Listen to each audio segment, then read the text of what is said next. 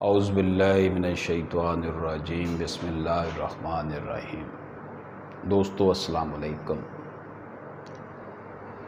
دوستو بہت سے احباب مجھ سے رابطہ کرتے ہیں میرے ویڈیو کے لیکچر سننے کے بعد، میرے آرٹیکلز اخبارات میں پڑھنے کے بعد بات وہی کہ کسی کا کویسچن یہ ہوتا ہے کہ ہماری والدہ کو حصہ نہیں ملا وراثت میں سے، کوئی کہتا جی دادی کو حصہ نہیں ملا، کوئی کہتا جی خالہ کو حصہ نہیں ملا، کوئی کہتا ہے جناب امی کو حصہ نہیں ملا، کوئی کہتا ہے جناب بہن کو حصہ نہیں دیا جا رہا، کوئی ہسبینڈ شاکی ہوتا ہے کہ اس کی بیوی کو اس کے والدین حصہ نہیں دے رہے، اور بعض اوقات میلز کی طرف سے بھی کہا جاتا ہے کہ جی والد کی طرف سے 2 بھائیوں کو حصہ دے دیا گیا اور مجھے نہیں دیا گیا یا مجھے عاق کر دیا گیا ہے۔ اس طرح کے مسائل جو ہیں یہ ہمیں سننے کو ملتے ہیں، اور میں آپ کو عرض کر دوں پاکستان میں لٹیگیشن 50% سے زیادہ اسی کے گرد گھوم رہی ہے کہ جب آپ کسی کو ڈپرائیو کریں گے اس کے شیئر سے تو لازمی بات ہے کہ وہ پھر اپنے حق کے لیے لڑے گا۔ جو لوگ اللہ کے حکم کے مطابق، قرآن کے مطابق کسی کو حق دینے کے لیے تیار نہیں ہیں، ان کو جب عدالتوں میں لایا جاتا ہے تو کون سا انہوں نے پھر آسانی سے یہ حق دے دینا ہوتا ہے۔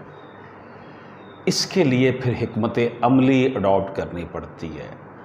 جو قوانین ہیں ملکی ان کے مطابق چلنا پڑتا ہے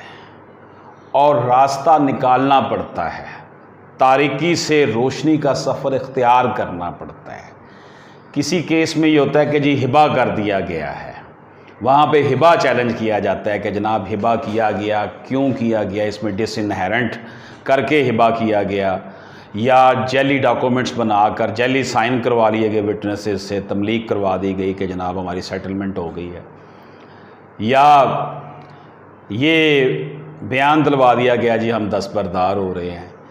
اس طرح کی جو باتیں کی جاتی ہیں، ایکٹ کیا جاتا ہے محروم کرنے کے لیے پراپرٹیز میں سے، خاص طور پر خواتین کو، اور مرد بھی بعض حالات میں اس میں شامل ہیں۔ تو ایسے حالات میں جو لوگ اپنا حصہ لینا چاہتے ہیں وہ ان کا حق ہے، بلکہ بڑی خوبصورت بات کسی نے کہی کہ یہ حق لے کر آپ ان کی قبریں جو ہیں بھاری ہو رہی ہیں، ان کو ہلکا کرنے میں ان کی مدد کر رہے ہیں کہ وہ آپ کا حق مار کر مر جائیں گے، اس دنیا سے چلے جائیں گے تو اللہ کو پھر کیا منہ دکھائیں گے۔ تو بہتر یہ ہے کہ آپ ان سے اپنا حق لیں، اس ظالم کو جو ہے اس سے اپنا حق لے کر اس کے گناہوں کا بوجھ کم کروائیں۔ اور معاشرتی اونچ نیچ جو پیدا ہو چکی ہوئی ہے ہیو اور ہیو ناٹس کی، اس کی بہت بڑی وجہ یہ بھی ہے کہ 50% سے زیادہ پاپولیشن ہماری خواتین کی ہیں۔ جب ان کو ہی وراثت میں سے حق نہیں ملے گا اور میل پرسنز لے جائیں گے، ڈومینیٹڈ سوسائٹی ہے ہماری، مین ڈومینیٹڈ سوسائٹی ہے، تو ایسے میں بہت سے اقدامات کیے گئے ہیں جناب وفاقی موصب کے پاس، اور بڑے اس میں ایکٹ بنے وومن کے حوالے سے، لیکن پریکٹیکلی لوگ ڈرتے ہیں عدالتوں میں جانے سے کہ جناب ٹائم بڑا لگ جائے گا، لوگ ہمارے عدالتی نظام سے بڑے خائف ہیں کہ جناب دھکے کھاتے رہیں گے عدالتوں میں، وکلاء کی فیسیں، عدالتوں کا خرچہ اور آنا جانا، اور اپنا جو کام کر رہے ہیں وہ بھی ڈسٹرب ہو جائے گا، اور اس کے لیے بھاگ دوڑ کرنی پڑے گی۔ دیکھیں، جب ہم نے اپنا حق لینا ہے تو کشت فی الحال کاٹنا پڑے گا۔ انشاءاللہ تعالیٰ وہ وقت دور نہیں ہے جب پاکستان کا نظام عدل بہتر ہوگا۔ یہ بہتر تب بھی ہوگا جب لوگ اٹھ کھڑے ہوں گے اس مقصد کے لیے جی ہمیں ہمارا حق دیا جائے، جب اویئرنیس آئے گی، جب بیٹیاں بہنیں اپنا حصہ مانگیں گی وراثت میں سے، تاکہ وہ معاشی طور پر جو ان کے اندر کمزوریاں رہ جاتی ہیں، ان کو وراثتی حصہ نہ ملنے کی وجہ سے ان کی فیملی جو ہے معاشی دوڑ میں پیچھے رہ جاتی ہے اور اس کے ساتھ ساتھ پھر سماجی دوڑ میں پیچھے رہ جاتی ہے، تو اس کے لیے آگے بڑھنا ہوگا، اس کے لیے محنت کرنی ہوگی۔ محنت کیسے ہے؟ آپ جو کیس فائل کرتے ہیں اس کے لیے آپ کو عدالتوں کے چکر بھی لگانے پڑیں گے، اچھے وکلاء کا انتخاب کرنا پڑے گا اور حوصلے سے کام کرنا پڑے گا۔ جب یہ حوصلہ مسلسل آپ دکھائیں گے تو پھر جو آپ کے حقوق پر ڈاکہ مار کر بیٹھے ہوئے ہیں، خواہ وہ بھائی ہے، باپ ہے، وہ پھر جو ہے اس کے پاس کوئی چارہ نہیں رہے گا کہ وہ اپنی بہنوں بیٹیوں کو حصہ نہ دے۔ میں نے بہت سے کیسز میں ایسا دیکھا ہے، جو کیسز ہم کرتے رہتے ہیں کہ ہم نے کیس شروع کیا، نوٹسز ہوئے، تھوڑی سی جب ہماری طرف سے ریزسٹنس آئی، ان کو پتہ چل گیا کہ یہ ٹلنے والے نہیں، انہوں نے حصہ لے کے ہی رہنا ہے، تو وہ ٹیبل پر پھر آ جاتے ہیں، جی ٹھیک ہے ہم آپ ان کو حصہ دیتے ہیں، آپ لیٹیگیشن بند کریں، کیونکہ ان کی جو دوسری جائیداد ہوتی ہے، آلریڈی جو جائیداد ان کے پاس ہوتی ہے وہ بھی ایٹ سٹیک ہو جاتی ہے، اس کو بھی پھر کوئی خریدار نہیں ملتا، کیونکہ لیٹیگیشن جو شروع ہو گئی۔ تو اس لیے جب آپ حوصلہ کریں گے کہ ہم نے واقعی ہی کیس کر کے